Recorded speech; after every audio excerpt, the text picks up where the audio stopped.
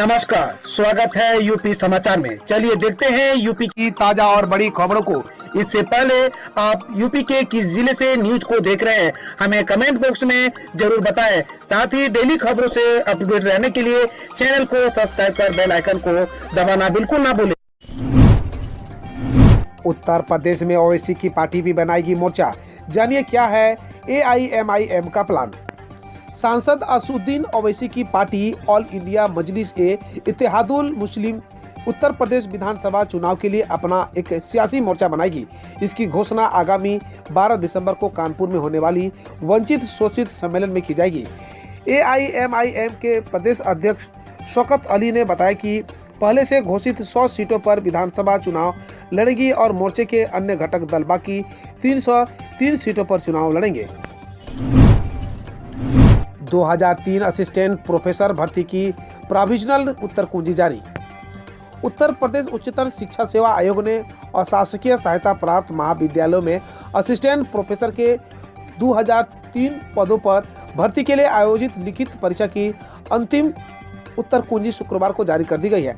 आयोग के सचिव वंदना त्रिपाठी के अनुसार अंतिम उत्तर कुंजी के विरुद्ध यदि किसी प्रश्न के उत्तर या अन्य के संबंध में कोई आपत्ति हो तो 18 दिसंबर तक साक्ष्यों के साथ दे सकते हैं।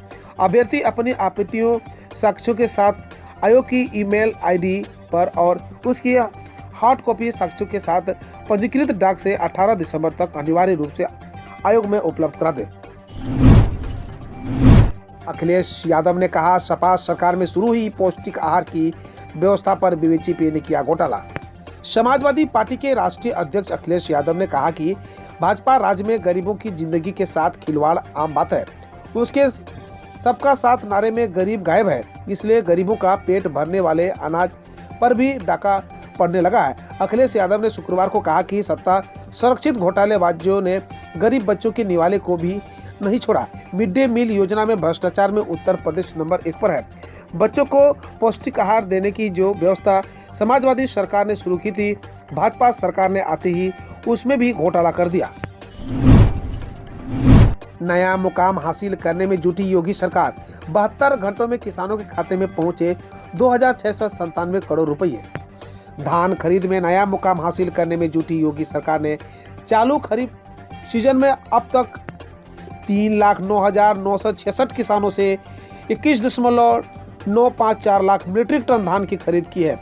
किसानों को उनकी उपज की खरीद के बदले समय पर भुगतान भी दिया जा रहा है। बीते 72 घंटों में किसानों के खाते में 2697.15 करोड़ की राशि भेज दी गई है।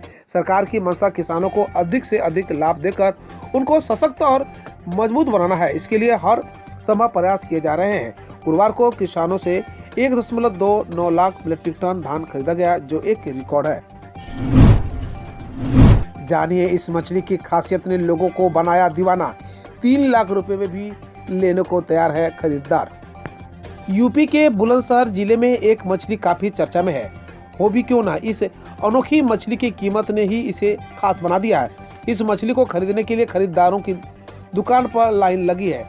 जो भी इस मछली की खासियत सुनता है वह सीधे दुकान पर जाकर उसे खरीदने के लिए मुंह मांगे दाम लगा रहा है। मछली की कीमत 3 लाख रुपए भी देने को खरीदार राजी हो गए हैं, लेकिन व्यापारी ने मछली देने से फिलहाल मना कर दिया। बुलंदशहर के कृष्णा नगर निवासी व्यापारी अंकुर सिंगल को मछली पालने का शौक है। पिछले काफी समय से वह एक्वेरियम में मछली पाल रहे हैं। वह 2 वर्ष पहले दिल्ली से मछली को लेकर आए थे। कोरोना के नए वेरिएंट को लेकर योगी सरकार ने दिया खास आदेश। गांव की ऐसी होगी निगरानी। यूपी में कोरोना के नए वेरिएंट से बचाव के लिए योगी सरकार निगरानी समितियों को गांव की कमान दे दी है। निगरानी समितियां गांव में सक्रिय हो गई है। सरकार ने समितियों को वैक्सीनेशन के लिए जागरूक करने की जिम्मेदारी दी। यूपी में अब तक 17 करोड़ 40 लाख से अधिक लोगों को टीकाकरण किया जा चुका है। इसमें 11 करोड़ 70 लाख से अधिक पात्र लोगों को टीका पहली डोज व 5 करोड़ 69 लाख से अधिक पात्र लोगों को टीके की दूसरी डोज दी जा चुकी है। ओमिक्रॉन को लेकर यूपी सरकार सतर्क। सीएम योगी ने गांवों को लेकर समझाई प्लानिंग। यूपी में सुरक्षा का टीका प्रदेशवासियों को जल्द से जल्द मिले, इसके लिए योगी सरकार पुरजोर से जुटी हुई है। यूपी में कोरोना के नए वेरिएंट से बचाव के तौर पर टीकाकरण को लेकर एक मजबूत हथियार माना जा रहा है। इसके लिए प्रदेश में जल्द से जल्द टीका कवर लेने के लिए जागरूकता कार्यक्रमों का आयोजन किया जा रहा है। यूपी में अब तक 17 करोड़ 40 लाख से अधिक लोगों को टीकाकरण किया जा चुका है, जिसमें से 11 करोड़ 70 लाख से अधिक पात्र लोगों को टीके की पहली डोज व 5 करोड़ 69 लाख से अधिक पात्रों को टीके की दूसरी डोज दी जा चुकी है। सीएम योगी ने की घोषणा, विंग कमांडर की पत्नी को नौकरी और 50 लाख रुपए देगी यूपी सरकार।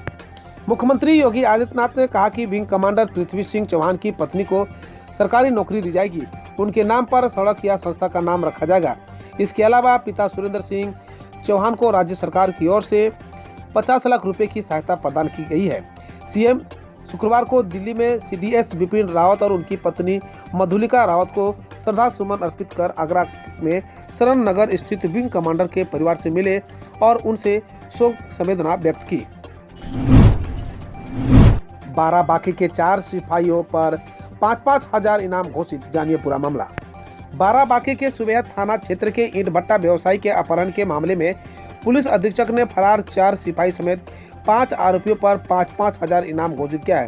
उधर कोर्ट ने सभी आरोपियों के खिलाफ गैर जमानती वारंट भी जारी किया है।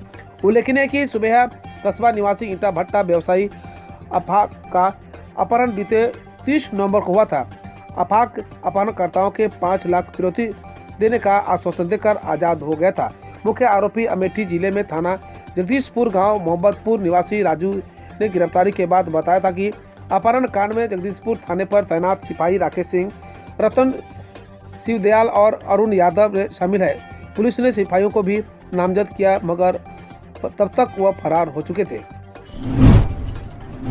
शब्द बानों से गुलजार रहेगा यूपी चुनाव, लाल टोपी, जोकर और रेड अलर्ट से हुई शुरुआत। लाल टोपी, जोकर, रेड अलर्ट, खतरे की घंटी, एक रंग वाली पार्टी सहित एक से बढ़कर एक शब्दबान सुनाई पड़ने लगी है। यूपी का माहौल पूरा चुनावी हो चुका है। नेताओं के भाषण सुनकर साफ लगने लगा है कि इस बार भी चुनाव में शब्दबानों से निशानेबाजी जमकर होगी। वैसे चुनाव कोई भी हो, नेताओं के बीच आरोप प्रत्यारोप में शब्दों के तीर चलते ही रहते हैं। यूपी में अगले साल होने वाले विधानसभा चुनाव को लेकर अभी से सभी राजनीतिक दलों ने ताकत झोंक दी है। नेता एक दूसरे पर जमकर निशाना साध रहे हैं। विरोधी तो विरोधी, कहीं कहीं तो आपस में भी निशानेबाजी से नहीं चूक रहे हैं। ऐसे ही पिछले दिनों सपा गठबंधन के 2 दल आपस में खींचातानी करते नजर आए। महान दल के नेता केशव देव मौर्य ने एक इंटरव्यू में सुहेल देव भारतीय जनता पार्टी के ओम प्रकाश राजभर को जोकर कह दिया। वैसे तो केशव देव मौर्य इंटरव्यू में अपने जोकर वाले बयान के लिए माफी मांगी थी, लेकिन ओम प्रकाश राजभर ने यह कहकर कि मैं यूपी का जोकर हूं, जिसे हर कोई देखना और सुनना चाहता है।